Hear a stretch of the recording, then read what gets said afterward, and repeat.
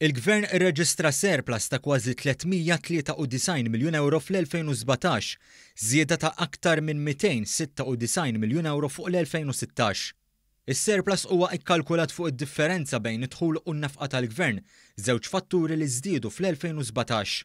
F'termini ta' prodott domestiku gross, il-bilanċ tal-Gvern kien ekwivalenti għal 3.5% li jfisser żieda ta' 2.6% meta mqabbel ma' surplus ta' 0.9% irreġistrat fl-2016. Ċifri pubblikati mill-NSO juru wkoll li d-dejn naqas biktar minn 64 miljun euro. Dan ifisser li issa qiegħed fil-livell ta' 50.9% tal-prodott domestiku gross. Fi stqarrija oħra relatata mas-surplus tal-2017, il-Eurostat qalet li Malta irreġistrat l-ikbar surplus minn fost il-pajjiżi kollha Ewropej. Bil-livell ta' 3.5% tal-prodott domestiku gross, Malta ġiet fl-ewwel post bi kważi id-doppju ta' dak irreġistrat minn Ċipru li ġie fit-tieni post.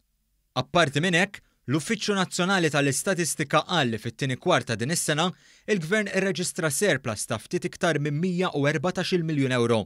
Id-dħul bejn April u Ġunju ta' dis-sena kien ta' 1,173 miljun euro, żieda ta' 108 miljun euro meta mqabbel mal-istess perjodu tal-2017.